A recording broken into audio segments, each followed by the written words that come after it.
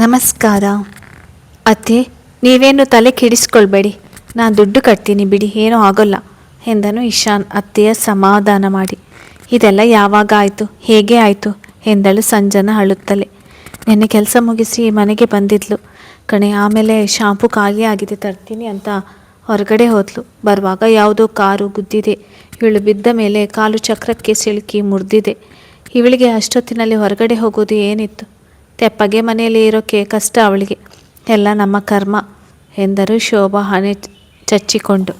Perfect ಎಂದು ಮನದಲ್ಲಿ ಉಸಿರಿದನು ಇಶಾನ್. ಯಾವುದೋ ಯುದ್ಧ ಗೆದ್ದವನಂತೆ. ಯಾರಂತೆ ಗುದ್ದಿದ್ದು? ಅವರ ಮೇಲೆ ಕೇಸ್ ಹಾಕಬೇಕಾಗಿತ್ತು. ರೋಡೇನ್ ಅವರ ಅಪ್ಪಂದ ಎಂದಳು ಸಂಜನಾ ಕೋಪದಿಂದ. ಅವರು ಯಾರು ಅಂತ ಗೊತ್ತಿಲ್ಲ ಕಣೆ. ನಾನು ಗಾಬರಿಯಲ್ಲಿ ಸರಿಯಾಗಿ ವಿಚಾರಿಸಲಿಲ್ಲ.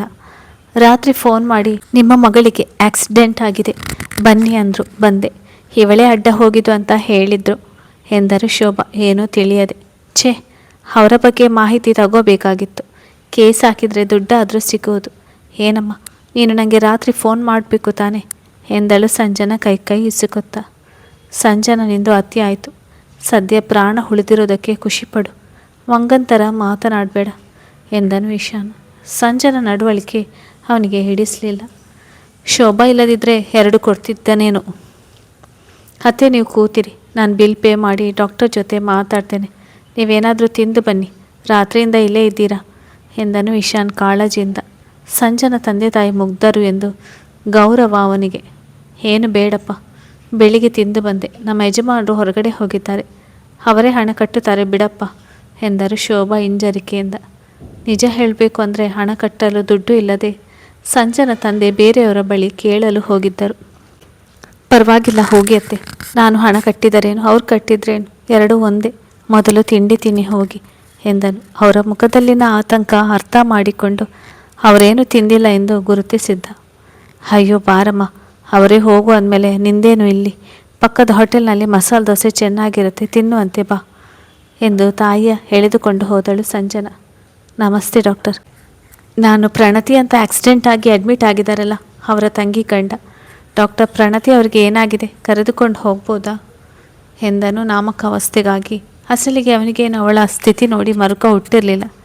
ನೋಡಿ ಇಶಾನ್, ಅವರ ಬಲಕಾಲಿನ ಒಂದು ಮೂಲೆ ಮುರಿದಿದೆ, ಅದಕ್ಕೆ ರಾಡ್ ಹಾಕಿದ್ದೀವಿ.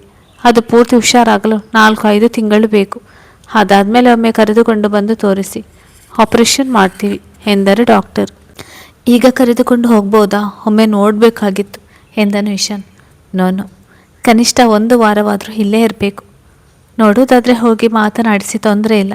ಬಿಲ್ ಕೌಂಟರ್ನಲ್ಲಿ ಫೀಸ್ ಪೇ ಮಾಡಿ ಮುಂದಿನ ಚಿಕಿತ್ಸೆ ನಮ್ಮ ನರ್ಸ್ ನೋಡ್ಕೊಳ್ತಾರೆ ಎಂದರು. ಖಾಸಗಿ ಆಸ್ಪತ್ರೆ ಎಂದರೆ ಹಣವೇ ಮುಖ್ಯ. ಓಕೆ ಡಾಕ್ಟರ್ ಎಂದವನು ತಾನೇ ಹೋಗಿ ಬಿಲ್ ಕಟ್ಟಿ ಬಂದು ಕುಳಿತನು. ಅವನಿಗೇನು ಪಶ್ಚಾತ್ತಾಪ ಇರಲಿಲ್ಲ. ನರ್ಸ್ ಹೊರಬಂದ ನಂತರ ತಾನು ಒಳ ಹೋದವನು. ಕಾಲಿಗೆ ಬ್ಯಾಂಡೇಜ್ ಕಟ್ಟಲಾಗಿತ್ತು, ಕೈಗೂ ಬ್ಯಾಂಡೇಜ್ ಮಾಡಿದರು. ಹಾಯ್ ಪ್ರಣತಿ, ಹೇಗಿದ್ದೀರಾ ಎಂದನು ಇಶಾನ್ ಖುಷಿಯಿಂದ. ಅವಳ ಹತ್ತಿರ ಹೋಗಿ ಕೂತು ಆಶ್ಚರ್ಯವಾದ. ಜಾಸ್ತಿ ಯೋಚಿಸದೆ, ಹಾಯ್ ಇಶಾನ್, ಪರವಾಗಿಲ್ಲ, ಚೆನ್ನಾಗಿದ್ದೀನಿ ಎಂದಳು. ಒಳಗೊಳಗೆ ನೋವಿದ್ದರೂ ಮುಖದ ಮೇಲೆ ನಗು ತಂದುಕೊಂಡು. ನೀವು ಚೆನ್ನಾಗಿ ಇರ್ತೀರ ಬಿಡಿ, ಗಟ್ಟಿ ಪಿಂಡ. ಸಮರ್ ದುಡಿದು ತಂದಿದ್ದೆಲ್ಲ ನಿನ್ನ ಹೊಟ್ಟೆಯಲ್ಲಿ ಇದೆಯಲ್ಲ, ಅದು ಆದಷ್ಟು ಬೇಗ ಕರಗೋಲ್ಲ ಎಂದನು ಮೂತಿ ಸೊಟ್ಟ ಮಾಡಿ. ಏನು ಹೇಳ್ತಿದ್ದೀರಾ ಇಶಾನ್ ಎಂದಳು ಪ್ರಣತಿ. ಅವನು ಗಟ್ಟಿ ಪಿಂಡ ಎಂದದು ಇಡಿಸದೆ ಅಸಮಾಧಾನದಿಂದ. ಯಾಕೆ ಕೇಳಿಸ್ಲಿಲ್ವಾ? ಹೇಗೆ ಕೇಳಿಸ್ತದೆ? ಯಾವಾಗಲೂ ಕೂತ್ಕೊಂಡು ಕಂಡವರ ಮನೆ ಹೇಗೆ ಹಾಳು ಮಾಡೋದಂತ 24 ಗಂಟೆ ಫೋನ್ನಲ್ಲಿ ಬ್ಯುಸಿ ಇದ್ದರೆ ಕಿವಿಗೆ ತಾನೇ ಪುರ್ಸೊತ್ತು ಯಾವಾಗ ಸಿಗುತ್ತದೆ ಎಂದನು ವ್ಯಂಗ್ಯವಾಗಿ ನಗುತ್ತಾ. ಇಶಾನ್, ಏನು ಹೇಳಬೇಕು ಅಂತ ಬಂದಿದ್ಯಾ ಅದನ್ನು ನೇರವಾಗಿ ಹೇಳು, ಅದು ಬಿಟ್ಟು ತಲೆ ತಿನ್ನಬೇಡ. ಮೊದಲೇ ತಲೆ ಕೆಟ್ಟಿದೆ ಎಂದಳು ನೋವಿಗೆ ಮುಖ ಕಿವುಚಿ. ಹೇಳ್ತೀನಿ ಹೇಳೋಕ್ಕೆ ಬಂದಿರೋದು. ನನ್ನ ಹೆಂಡತಿ ಅಕ್ಕ ಹೇಗಿದೆ ಕೈಕಾಲು ಎಲ್ಲ, ಮುಂದೆ ಜಾಸ್ತಿ ದಿನ ಬದುಕ್ಬೋದಂತ. ಇನ್ನು ಸ್ವಲ್ಪ ದಿನದಲ್ಲಿ ಸಾಯ್ತಿ ಅಂತ ನನಗೇನು ನೀನು ಮಾಡಿರುವ ಕರ್ಮಕ್ಕೆ ಹೆಚ್ಚು ದಿನ ಉಳಿಯುವುದಿಲ್ಲ ಅನಿಸುತ್ತದೆ ಎಂದನು ಅವಳನ್ನು ಪೂರ್ತಿಯಾಗಿ ನೋಡಿ. ನಾಲಿಗೆ ಮೇಲೆ ಹಿಡಿತಾ ಇರಲಿ ಇಶಾನ್, ನಂಗೆ ಗೊತ್ತಿದೆ ನನಗೆ ಹೀಗಾಯ್ತಲ್ಲ ಅಂತ ಖುಷಿಯಾಗಿದೆ ಅಂತ. ಅದನ್ನೇನು ಈ ರೀತಿ ವ್ಯಂಗ್ಯ ಮಾಡಿ ಅನ್ಕಿಸುವ ಅವಶ್ಯಕತೆ ಇಲ್ಲ ಎಂದಳು. ಅವನ ಮಾತಿಗೆ ಅಸಮಾಧಾನದಿಂದ ಅವಳೆದುರು ಅವಳ ಸಾಯಿ ಎಂದರೆ, ಅಯ್ಯೋ ನನ್ನ ಹೆಂಡತಿ ಅಕ್ಕ, ಎಷ್ಟು ದಡ್ಡಿ ನೀನು. ನಿಂಗೆ ಹೀಗಾಯ್ತಲ್ಲ ಅಂತ ಬರೀ ಖುಷಿಯಲ್ಲ, ಜಾಸ್ತಿ ಸಂತೋಷ ಆಗ್ತಿದೆ. ಯಾಕೆ ಗೊತ್ತಾ, ಇದನ್ನು ಮಾಡಿಸಿದ್ದೆ ನಾನು, ನನಗೆ ಸಂತೋಷ ಆಗದೇ ಇರುತ್ತಾ ಎಂದು ಜೋರಾಗಿ ಹೊಟ್ಟೆ ಹಿಡಿದುಕೊಂಡು ನಕ್ಕನು. ಗರಬಡಿದವಳಂತೆ ಕುಳಿತಳು ಪ್ರಣತಿ. ಇಂಥದ್ದೊಂದು ಸುದ್ದಿ ಕೇಳಿ ಅವಳ ಹೃದಯ ನಿಲ್ಲಲಿಲ್ಲ. ಏನು, ನೀನು ಹೀಗೆ ಮಾಡಿದ್ಯಾ? ನನ್ನ ಕೊಲೆ ಮಾಡಿಸಲು ಪ್ರಯತ್ನ ಮಾಡಿದ ನೀನಾ? ಇದೆಲ್ಲ ಅಕಸ್ಮಾತ್ತಾಗಿ ನಡೆದ ಆಕ್ಸಿಡೆಂಟ್ ಅಲ್ವಾ ಎಂದಲು ನಂಬಲಾಗದೆ ಆಶ್ಚರ್ಯದಿಂದ ಕೊಲ್ಲುವವನೇ ಎದುರು ಬಂದು ನಿಂತರೆ. ಖಂಡಿತ ಇಲ್ಲ, ಇದೆಲ್ಲ ನನ್ನದೇ ಪೂರ್ತಿ ಕೆಲಸ. ಹೇಗಿತ್ತು ಅನುಭವ? ಸಾವು ಕಣ್ಣೆದುರು ಬಂದರೆ ಹೇಗಿರುತ್ತೆ ಅಂತ ಚೆನ್ನಾಗಿ ಅರ್ಥ ಆಗಿರಬೇಕು ಅಂದ್ಕೊಳ್ತೀನಿ ಎಂದನು ಸ್ವಲ್ಪವೂ ಅಂಜದೆ ನೇರವಾಗಿ.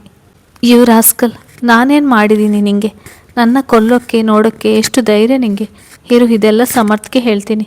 ನಿನ್ನ ಮಾತ್ರ ಸುಮ್ಮನೆ ಬಿಡೋಲ್ಲ, ಜೈಲಲ್ಲಿ ಕೊಳೆಯುವ ಥರ ಮಾಡ್ತೀನಿ ಎಂದಳು ಆಗುತ್ತಿದ್ದ ನೋವಿನಲ್ಲೂ ಕೂಡ ಕೋಪದಿಂದ ಪುಸುಗುಡುತ್ತಾ. ಓ ಸಮಾಧಾನ ಸಮಾಧಾನ, ನಾನಿನ್ನೂ ಪೂರ್ತಿ ವಿಷಯ ಹೇಳಲೇ ಇಲ್ಲ. ಆಗಲೇ ಹೀಗೆ ಕಿರ್ಚಿದ್ರೆ ಏನು ಚಂದ. ಆಮೇಲೆ ಆಕ್ಸಿಡೆಂಟ್ ಆಗಿ ನಿಮಗೆ ತಲೆ ಕೆಟ್ಟಿದೆ ಅಂದ್ಕೊಳ್ತಾರೆ ಅಷ್ಟೇ ಎಂದನು. ಅವನಂತೂ ಉರಿಸುವ ಆಟಕ್ಕೆ ಈಗ ಇಳಿದಿರುವವನು. ನಾಚಿಕೆ ಆಗೋದಿಲ್ವ ನಿಮಗೆ? ಒಂದು ಹೆಣ್ಣನ್ನು ಸಾಯಿಸಲು ನೋಡಿ ಈಗ ಬಂದು ಹೀಗೆ ಮಾತನಾಡುತ್ತಿರುವೆಯಲ್ಲ ಎಂದಳು ಪ್ರಣತಿ ಕೋಪದಿಂದ. ತಂಗಿಗೆ ಕಿವಿ ಊದಿ ಇನ್ನೊಬ್ಬರ ಸಂಸಾರವನ್ನು ಹಾಳು ಮಾಡುವ ನಿಂಗೆ ಇಲ್ಲದ ನಾಚಿಗೆ? ನನ್ನ ವೈಯಕ್ತಿಕ ಜೀವನದ ಮೇಲೆ ಅಧಿಕಾರ ಚಲಾಯಿಸಲು ಬಂದ ನಿನ್ನ ಕೊಲ್ಲಲು ಬಂದ ನನಗೇನು ಆಗಬೇಕು? ನಾನು ನೇರವಾಗಿ ಹೋರಾಡುವವನು, ನಿನ್ನಂತೆ ಹಿಂದೆ ನಿಂತು ಶಕುನಿ ಕೆಲಸ ಮಾಡುವುದಿಲ್ಲ. ನಾಚಿಕೆ ಪಡಲು ಎಂದನು ಉಗ್ರ ನರಸಿಂಹನಂತೆ ಅರ್ಪಡಿಸುತ್ತ. ನಾನೇನು ಮಾಡಿದ್ದೀನಿ ಎಂದಳು ಅದೇ ಬಂಡತನದಿಂದ. ಏನು ಮಾಡಿಲ್ವೇನೆ? ತಿನ್ನೋಕ್ಕೇನು ಇಲ್ಲದೆ ಆಯ್ದುಕೊಂಡು ತಿರುಗುತ್ತಿದ್ದ ನೀನು ನನಗೆ ಈಶಾನ್ ವರ್ಮನಿಗೆ ಮಾತ್ರೆ ಹಾಕು ಅಂತ ಹೇಳ್ಕೊಡ್ತೀಯ? ಎಷ್ಟೇ ಚರ್ಬಿ ನಿಂಗೆ? ಅವಳಿಗೆ ತೀರಾ ಸನಿಹ ಹೋಗಿ ಕಣ್ಣಲ್ಲಿ ಕೆಂಡ ತುಂಬಿಕೊಂಡು. ಇದೆಲ್ಲ ಸುಳ್ಳು, ನಾನು ಆ ಮನೆಗೆ ಬಂದೇ ಇಲ್ಲ. ನಾನು ಯಾಕೆ ಮಾತ್ರೆ ಹಾಕಲಿ? ನಿನ್ನ ಯಾರು ಇಲ್ಲಿಗೆ ಬರೋಕ್ಕೆ ಹೇಳಿದ್ದು? ಹೋಗು ಇಲ್ಲಿಂದ ಎಂದಳು. ಸತ್ಯ ಬಯಲಾದರೆ ಭಿಕ್ಷೆ ಬೇಡೋ ಪರಿಸ್ಥಿತಿ ಬರುವುದು ಎಂದುಕೊಂಡು. ಬರದೆ ಸಂಜನೆಗೆ 1 ತಿಂಗಳಿಂದ ಮೆಸೇಜ್ ಮಾಡಿದ್ಯಾ? ಶ್ರೀನಿಕಾ ಬಗ್ಗೆ ಇಲ್ಲದ ಚಾಡಿ ಹೇಳಿದ್ಯಾ ಎಂದನು ಅದೇ ಸುಡುವ ನೋಟದಲ್ಲಿ. ಇಲ್ಲ, ನಾನು ಸಂಜನನ ಮಾತೇ ಆಡಿಸಿಲ್ಲ. ನನಗೇನು ಗೊತ್ತಿಲ್ಲ. ನನಗೆ ಕಾಲು ನೋವು. ಮೊದಲು ನೀನು ಹೋಗು, ಇಲ್ಲ ಪೊಲೀಸ್ ಕರೆಸಬೇಕಾಗುತ್ತೆ ಎಂದಳು ಭಯದಿಂದ. ಕರೆಸು, ಅದು ಯಾವನ ಕರೆಸ್ತೀಯ ಕರೆಸು. ನಾನೇ ನಿನ್ನ ತಂಗಿನ ಕೊಂದರು. ಇಲ್ಲಿ ಯಾರು ನನ್ನ ಕೇಳೋದಿಲ್ಲ. ನೀವಿಬ್ಬರು ಏನು ದೊಡ್ಡ ಸಾಧಕಿಯರು. ನಿಮ್ಗೆ ಯಾರಾದರೂ ಇಷ್ಟ ಆಗದಿದ್ದರೆ ಏನು ಬೇಕಾದರೂ ಮಾಡ್ತೀರಾ. ನಾನು ಅಷ್ಟೇ, ನನ್ನ ತಂಟೆಗೆ, ನನ್ನ ಕುಟುಂಬ ತಂಟೆಗೆ ಬರುವವರನ್ನು ಸುಮ್ಮನೆ ಬಿಡೋದಿಲ್ಲ ಎಂದನು ಬೆರಳು ತೋರಿಸಿ ಎಚ್ಚರಿಕೆ ನೀಡುವಂತೆ. ಏನು ಹೆದರಿಸ್ತೀಯಾ ಎಂದಳು ಪ್ರಣತಿ ಹುರಿ ನೋಟ ಬೀರುತ್ತಲೇ. ಇಲ್ಲ, ಎಚ್ಚರಿಕೆ ಕೊಡ್ತಾ ಇದ್ದೀನಿ. ಪದೇ ಪದೇ ನನ್ನ ಜೀವನದಲ್ಲಿ ಮೂಗು ತೋರಿಸ್ತಿದ್ಯಾ? ನಾನು ಮನಸ್ಸು ಮಾಡಿದರೆ ನಿನ್ನ ತಂಗಿನ ಯಾರ ಕಣ್ಣಿಗೂ ಕಾಣದಂತೆ ಕೊಲೆ ಮಾಡಿಸಿ ಅದು ಯಾರ ಗಮನಕ್ಕೂ ಬರದಂತೆ ಮಾಡಬಲ್ಲೆ. ಅದಕ್ಕೆ ಒಂದು ಎಚ್ಚರಿಕೆ, ಆಕ್ಸಿಡೆಂಟ್. ಇಷ್ಟು ಮಾಡಿದವನಿಗೆ ನಿನ್ನ ಪ್ರಾಣ ತೆಗೆಯೋದು ದೊಡ್ಡ ವಿಷಯವಲ್ಲ. ನಿನ್ನ ತಂಗಿನ ಎಂದನು ನಾಟಕೀಯವಾಗಿ. ಅವಳಿಗೇನು ಮಾಡಬೇಡ, ಇದರಲ್ಲಿ ಅವಳದೇನೂ ತಪ್ಪಿಲ್ಲ. ಆ ಮಾತ್ರೆ ಹಾಕೋಕ್ಕೆ ಹೇಳಿದ್ದು ನಾನೇ. ಪಾಪ ಶ್ರೀನಿಕಾ ವೇದಾನ ನೋಡಿ ತಾನು ತಾಯಿ ಆಗಬೇಕು ಅಂತ ಆಸೆ ಪಟ್ಲು. ಅದಕ್ಕೆ ಹಾಗೆ ಮಾಡಿದೆ. ಇದಕ್ಕೆಲ್ಲ ನೀನೇ ಕಾರಣ ಎಂದಳು ಬೆರಳು ತೋರಿಸಿ. ವಾ, ನಿಜವಾದ ಅಕ್ಕ ಅಂದರೆ ನೀನೇ. ನೋಡು, ತಂಗಿ ಮಗು ಹೊರಬೇಕು ಅಂದರೆ ನೀನು ಈ ರೀತಿ ಮಾತ್ರೆ ಹಾಕಿ ಮಾಡಿಸ್ತೀಯ. ಹಾಗಂದರೆ ನೀನು ಕೂಡ ಸಮರ್ಥನಿಗೆ ಹೀಗೆ ಮಾತ್ರೆ ಹಾಕಿ ಗರ್ಭಿಣಿ ಆಗಿದ್ಯಾ? ಅದಕ್ಕೆ ಅದು ಅಬೋಷನ್ ಆಗಿರಬೇಕಲ್ವಾ ಎಂದನು ಇಶಾನ್ ಅದೇ ಸುಡುವ ನೋಟದಿಂದ. ಇಶಾನ್, ಕಿರಿಚಿದಳು ಪ್ರಣತಿ. ಉರಿತಿದೆಯಾ? ನಿನ್ನದು ಹೇಳಿದರೆ ಬೆಂಕಿ ಹಚ್ಚಿದಂತೆ ಆಗುತ್ತೆ. ಅದೇ ನಾನು ಹೇಳಿದರೆ ನಿಂಗೆ ಹಿಡಿಸೋದಿಲ್ಲ ಅಲ್ವಾ? ಅದೇ ನೀನು ಮಾಡಿರುವ ಗನಂದಾರಿ ಕೆಲಸಕ್ಕೆ ನಾನು ಕೊಟ್ಟ ಈ ಶಿಕ್ಷೆ ಕಡಿಮೆ ಜಾಸ್ತಿಯೇ. ನನ್ನ ಹೆಂಡತಿ ಮಗು ಹೆರಬೇಕೋ ಬೇಡವೋ ಅಂತ ನಿರ್ಧಾರ ಮಾಡೋದು ನಾನು. ನೀನು ಯಾವಳೆ ನಮ್ಮಿಬ್ಬರ ಮಧ್ಯೆ ಬರೋಕ್ಕೆ? ಮರ್ಯಾದೆ ಇಲ್ಲದ ನಾಯಿ. ನಿನ್ನ ಸಂಪಾದನೆ ಇನ್ನೊಂದೆರಡು ತಿಂಗಳಲ್ಲಿ ಮುರಿದು ಹೋಗುತ್ತೆ. ನೀನೇನು ನನ್ನ ಸಂಸಾರದ ವಿಷಯದಲ್ಲಿ ತಲೆ ಹಾಕೋದು? ನಿನ್ನ ಗಂಡನಿಂದ 1 ರೂಪಾಯಿ ಜೀವನಾಂಶ ಬರದೇ ಇರೋ ಥರ ನಾನು ಮಾಡ್ತೀನಿ, ನೋಡ್ತಿರು. ನೀನು ಇಷ್ಟೊತ್ತಿನವರೆಗೂ ಮಾತಾಡಿದ ಮಾತು ಅಷ್ಟು ನನ್ನ ಫೋನ್ನಲ್ಲಿ ರೆಕಾರ್ಡ್ ಆಗಿದೆ. ಈಗಲೇ ಹೇಳ್ತೀನಿ ಕೇಳು. ಈ ನಿನ್ನ ಹೊಲಸು ಬುದ್ಧಿ ಏನಾದರೂ ನನ್ನ ಮನೆಯವರ ಮೇಲೆ ತೋರಿಸೋಕ್ಕೆ ಬಂದರೆ ಈಗ ಬರೀ ಕೈಕಾಲು ಮುರಿತೀನಿ. ಆಮೇಲೆ ಪೂರ್ತಿ ಹುಚ್ಚಿ ಮಾಡಿ ಹುಚ್ಚ ಆಸ್ಪತ್ರೆಗೆ ಸೇರಿಸ್ತೀನಿ. ಸಾಯೋವರೆಗೂ ಹೀಗೆ ಪ್ರಪಂಚದ ಜ್ಞಾನ ಇಲ್ಲದೆ ಬದುಕಬೇಕು. ಹಾಗೆ ಮಾಡ್ತೀನಿ. ಅಷ್ಟು ಸುಲಭವಾಗಿ ಅಂದಾಜಿಸಬೇಡ ವರ್ಮ ಮನೆಯ ಬಗ್ಗೆ.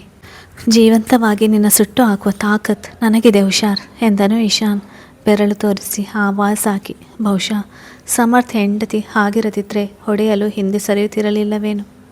ಇಶಾನ್, ತನಿಗೆ ತಿರುಗಿ ನೋಡಿದ್ದನು. ಬಾಗಿಲಲ್ಲಿ ಆತಂಕದಿಂದ ನಿಂತಿದ್ದ ಶೋಭಾ ಸಂಜನ ಕಂಡರು.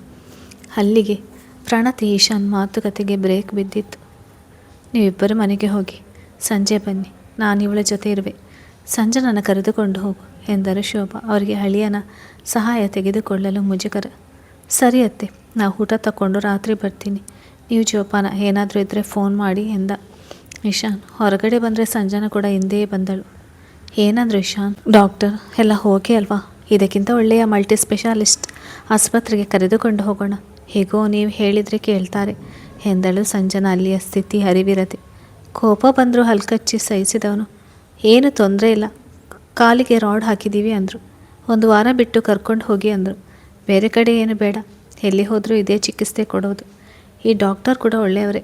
ಇಲ್ಲೇ ಇರಲಿ, 1 ವಾರ ಪೂರ್ತಿ ಇಲ್ಲೇ ಇರಬೇಕಂತೆ. ನೀನು ಜೊತೆ ಇರು ಎಂದನು ಇಶಾನ್ ಮುಖ ಗಂಟು ಹಾಕಿಕೊಂಡು. ನಾನು ಹೇಗಿರೋದು? ನನಗೆ ಪರೀಕ್ಷೆ ಸಮಯ, ಇನ್ನು ತುಂಬ ಓದೋದಿದೆ. ಅಮ್ಮ ಇಲ್ಲೇ ಇರ್ತಾರೆ ಬಿಡಿ, ನಾವು ಆಗಾಗ ಬಂದು ಹೋದರೆ ಆಯಿತು ಎಂದಳು ಸಂಜನ ಸೇವೆ ಮಾಡಲು ನುಣುಚಿಕೊಂಡು. ಅದೇಗೆ ಆಗುತ್ತೆ ಪಾಪ, ನಿಮ್ಮ ಅಕ್ಕನಿಗೆ ನನ್ನ ಮೇಲೆ ನಿನ್ನ ಮೇಲೆ ತುಂಬ ಪ್ರೀತಿ ಇದೆ. ಹಾಗಿರುವಾಗ ನಾವು ಹಾಗೆ ಹೋಗೋಕ್ಕೆ ಆಗುತ್ತಾ? ಜೊತೆ ಇದ್ದು ಚೆನ್ನಾಗಿ ಯೋಗಕ್ಷೇಮ ವಿಚಾರಿಸಿಕೊಂಡು ಹೋಗಬೇಕು. ನೀನೇ ಇರು, ಪರವಾಗಿಲ್ಲ ಎಂದನು ಇಶಾನ್ ಕಡೆ ವ್ಯಂಗ್ಯವಾಗಿ ನಗುತ್ತಾ. ಅಕ್ಕನ ಜೊತೆ ಅಮ್ಮ ಇರುವರು ಬಿಡಿ, ಆಸ್ಪತ್ರೆಗೆ ದುಡ್ಡು ಎಷ್ಟು ಕಟ್ಟಿದ್ರಾ ಎಂದಳು ಸಂಜನ ಎನ್ನುವ ಮೈಗಳ್ಳಿ. ಬರೀ 1.5 ಲಕ್ಷ ರೂಪಾಯಿ ಆಯಿತು. ಯಾಕೆ, ವಾಪಸ್ ಕೊಡ್ತೀಯಾ ಎಂದನು ಇಶಾನ್ ಹುಬ್ಬೇರಿಸಿ ಕೆಣಕುವಂತೆ. ನಾನು ಯಾಕೆ ಕೊಡಲಿ? ಸಮರ್ಥ ಭಾವ ಬಂದಾಗ ಹೇಳಿ, ಅವರೇ ಕೊಡ್ತಾರೆ. ಮೊದಲವರಿಗೆ ಫೋನ್ ಮಾಡಿ ಬರೋದಕ್ಕೆ ಹೇಳಿ. ಹೆಂಡತಿಗೆ ಹೀಗೆ ಆಗಿದೆ ಅಂತ ಚಿಂತೆ ಇಲ್ಲ ಅವರಿಗೆ ಎಂದಳು ತನ್ನದು ಬಿಟ್ಟು ಇನ್ನೊಬ್ಬರ ಮೇಲೆ ಗೂಬೆ ಕೂರಿಸಿ. ಅವನು ಯಾಕೆ ಕೊಡ್ತಾನೆ? ನಿಮ್ಮ ಅಕ್ಕನಿಗೆ ಅವನು ಡಿವೋರ್ಸ್ ಕೊಟ್ಟಿದ್ದಾನೆ ತಾನೆ, ಅವನು ಯಾಕೆ ತಲೆ ಕೆಡಿಸ್ಕೊಳ್ಬೇಕು? ನೀನು ಕೆಡಿಸ್ಕೊ, ನಿಂಗಾಗಿ ತಾನೆ ಅವಳು ಈ ಸಂದರ್ಭ ತಲುಪಿರೋದು ಎಂದು ಮುಂದೆ ಹೋದನು. ಅಸಲಿಗೆ ಅವನು ಸಮರ್ಥನಿಗೆ ವಿಷಯವೇ ಹೇಳಿಲ್ಲ. ಹೇಳಿದರೂ ಸಮರ್ಥ ಬರೋದಿಲ್ಲ. ಇಶಾನ್ ಮತ್ತು ಸಂಜನ ಸಂಜೆ ಸಮಯಕ್ಕೆ ಸಂಜನ ಮನೆಗೆ ಬಂದಿದ್ದರು. ಅದು ಕೂಡ ಇಶಾನ್ ಇಚ್ಛೆಯಂತೆ. ವರ್ಮಾ ಮನೆಯವರು ಸಂಜೆ ಬರುವವರಿದ್ದರು. ಇಶಾನ್, ನೀವು ಯಾಕೆ ಮನೆಯಿಂದ ಊಟ ತರ್ತೀವಿ ಅಂತ ಹೇಳಿದ್ದು? ಅವರು ಅಲ್ಲೇ ಹೋಟೆಲ್ನಲ್ಲಿ ಊಟ ಮಾಡ್ತಿದ್ರು ಎಂದಳು ಸಂಜನ ಬಂದ ತಕ್ಷಣ ಮುಖ ಸಿಂಡರಿಸಿಕೊಂಡು.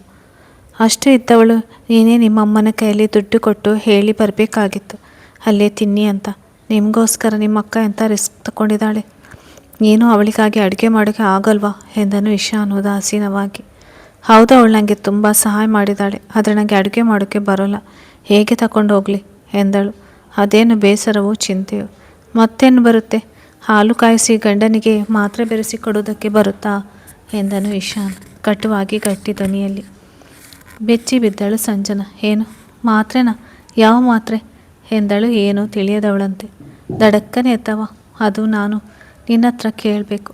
ನಿಂಗೋಸ್ಕರ ಪ್ಲ್ಯಾನ್ ಮಾಡಿಕೊಟ್ಟ ನಿನ್ನ ಅಕ್ಕ ಈಗ ಬೆಡ್ ಸೇರೋಕ್ಕೆ ನೀನೇ ಕಾರಣ ಅನಿಸುತ್ತೆ. ಆದರೂ ನೀನು ಇಷ್ಟು ಆರಾಮವಾಗಿದ್ದೀಯಲ್ಲ, ಸೋ ಸ್ಯಾಡ್ ಎಂದನು ಅವಳನ್ನು ತೀಕ್ಷ್ಣವಾಗಿ ನೋಡುತ್ತಾ. ಏನು ಹಾಗಂದರೆ ಅಕ್ಕನಿಗೆ ಆಕ್ಸಿಡೆಂಟ್ ಆಗೋಕ್ಕೆ ನೀವೇ ಕಾರಣನಾ? ಯಾಕೆ ಹೀಗೆ ಮಾಡಿದರೆ ಇಶಾನ್? ನಾನಂತೂ ನಿಮ್ಮನ್ನು ಸುಮ್ಮನೆ ಬಿಡಲ್ಲ. ಒಬ್ಬ ನ್ಯಾಯ ಕೊಡಿಸುವ ಲಾಯರ್ ಆಗಿ ಒಂದು ಹುಡುಗಿಯ ಜೀವದ ಜೊತೆ ಆಟ ಆಡೋಕ್ಕೆ ನಿಮಗೆ ನಾಚಿಕೆ ಆಗೋದಿಲ್ವಾ ಎಂದವಳ ಮುಡಿಗೆ ಕೈ ಹಾಕಿ ಹೊರಟಾಗಿ ತನ್ನೆಡೆಗೆ ಎಳೆದುಕೊಂಡು ಕೊಲ್ಲುವಂತೆ ನೋಡಿದ ಇಶಾನ್. ನಾಚಿಕೆ ಬಗ್ಗೆ ನೀನು ಪಾಠ ಮಾಡೋದಕ್ಕೆ ಬರ್ತಿದ್ಯಾ? ಆಟ ಇನ್ನೂ ಆಡಿಲ್ಲ, ಈಗ ಆಡೋಕ್ಕೆ ಶುರು ಮಾಡ್ತಿದ್ದೀನಿ. ಹೇಗೆ ಆಡ್ತೀನಿ ನೋಡ್ತೀಯಾ? ಕೆಂಪಾದ ಕಣ್ಣುಗಳು ಅವನ ಕೋಪದ ಮಟ್ಟವನ್ನು ತೋರಿದರೆ ಸಂಜನ ನಡುಗಿ ಬಿಟ್ಟಳು. ಅಡಗಿಸಿದ ಗುಟ್ಟು ರಟ್ಟಾಗಿದೆ. ಅವನಿಂದ ಕೊಸರಿದಳು. ಬಿಡಿ ಇಶಾನ್, ನಾನು ನಿಮ್ಮ ಮೇಲೆ ಕಂಪ್ಲೇಂಟ್ ಕೊಡ್ತೀನಿ. ಅತ್ತೆ ಮಾವನಿಗೆ ಹೇಳ್ತೀನಿ. ಅಕ್ಕ ನಿಮಗೇನು ಮಾಡಿದ್ಲು ಅಂತ ಹೀಗೆ ಮಾಡಿದ್ರಿ ಎಂದಳು ಯಾವುದೋ ಬಂಡ ಧೈರ್ಯ ಮಾಡಿ. ಏನು ಮಾಡಿಲ್ಲ ಅವಳು. ಒಬ್ಬರಲ್ಲ ಇಬ್ಬರಲ್ಲ ಅಂತ ಇಡೀ ನಮ್ಮ ಮನೆಗೆ ಗ್ರಹಣದ ರೀತಿ ಒಕ್ಕರಿಸಿಕೊಂಡು ನಮ್ಮ ಜೀವನದ ಜೊತೆ ಆಟ ಆಡಿದ್ಲು. ಇನ್ನೇನು ಮಾಡಬೇಕು ರಾಕ್ಷಸಿ ಎಂದವನು ಅವಳ ಕೆಳಗೆ ದೂಡಿದನು.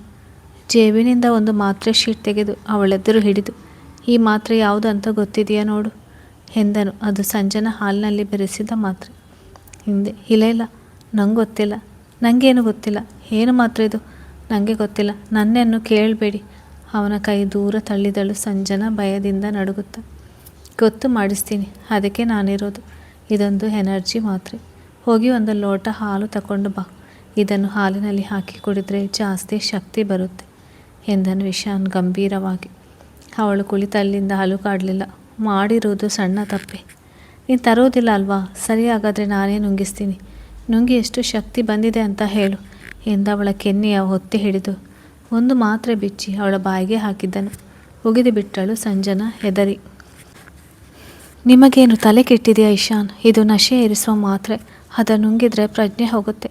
ಏನು, ನನ್ನ ಸಾಯಿಸೋಕೆ ಅಂತ ಹೀಗೆ ಮಾಡ್ತಿದ್ದೀರಾ ಎಂದಳು ಅಸಮಾಧಾನದಿಂದ. ಓ ಹೌದಾ, ಮತ್ತು ನೀನು ಯಾಕೆ 4 ಮಾತ್ರೆ ಯಾಕೆ ನನಗೆ ಕೊಟ್ಟಿದ್ದು? ನನ್ನ ಸಾಯಿಸಿ ನನ್ನ ಆಸೆ ತಗೊಂಡು ನಿಮ್ಮ ಅಕ್ಕನ ಜೊತೆ ಊರು ಬಿಟ್ಟು ಹೋಗಬೇಕಾ ಎಂದನು ಅದೇ ಗಂಭೀರ ಧ್ವನಿಯಲ್ಲಿ. ಏನು ಎಂದವಳು ಪೂರ್ತಿ ಬೆವೆತು ಹೋಗಿದ್ದಳು. ಸಂಜನಾ ಇಶಾನ್ ಬಳಿ ಕಣ್ಣೀರಿನ ನಾಟಕವು ವ್ಯರ್ಥ. ಅದಕ್ಕೆಲ್ಲ ಬಗ್ಗೋದಿಲ್ಲ ಇಶಾನ್. ಯಾಕೆ ಮಾತು ಬರ್ತಿಲ್ವಾ?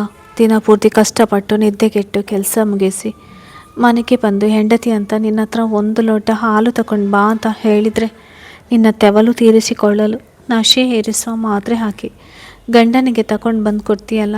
ನೀನು ಇನ್ನೆಷ್ಟು ಕೆಟ್ಟ ಮನಸ್ಥಿತಿಯವಳು ಯೋಚನೆ ಮಾಡು. ಅಷ್ಟು ದೊಡ್ಡ ಕುಟುಂಬ ಇರುವ ಮನೆಯಲ್ಲಿ ನನಗೆ ಮಾತ್ರೆ ಹಾಕುವ ಧೈರ್ಯ ಮಾಡಿರುವ ನಿಂಗೆ ಏನು ಬಹುಮಾನ ಕೊಡಬೇಕು ಎಂದನು ತುಚ್ಛವಾಗಿ ನೋಡಿ. ಅದಂತೂ ಸಹಿಸಲಾಗದ ನೋಟ. ಅವಳ ಬಲಕೈ ಕಡೆ ತೋರಿಸಿ, ಇದೇ ಕೈ ಅಲ್ವಾ ನನಗೆ ಮಾತ್ರೆ ಹಾಕಿದ್ದು?